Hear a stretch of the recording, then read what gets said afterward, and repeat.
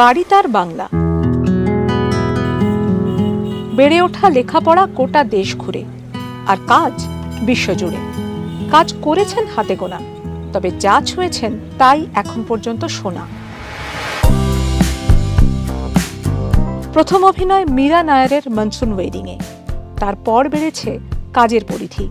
কখনো দিবাকর বন্দ্যোপাধ্যায়ের সাংহাই ছবিতে মিসেস আহমেদি, কখনো Qissa the tale of a lonely গোস্টে কনভার, কখনো সার্চ ছবির রত্না।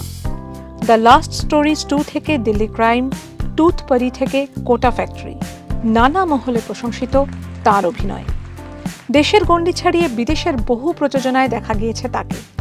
জার্মান ছবি শ্যাডোজ অফ টাইম, অস্ট্রেলিয়ার দ্য ওয়েটিং সিটি, মহাশ্বেতা দেবীর উপন্যাস অবলম্বনে ইটালির পরিচালকের তৈরি গঙ্গোরে গুরুত্বপূর্ণ ভূমিকায় কাজ করেছেন বাঙালি এই অভিনেত্রী।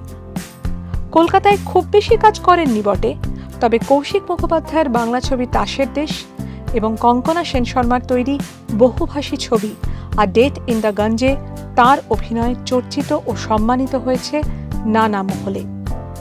গুণীজনেরা বলে থাকেন, নায়িকা নন, সাক্ষাৎ অভিনেত্রী তিনি। সেই তিলোত্তমা সোম আমাদের এবারের বছরের বেস্ট।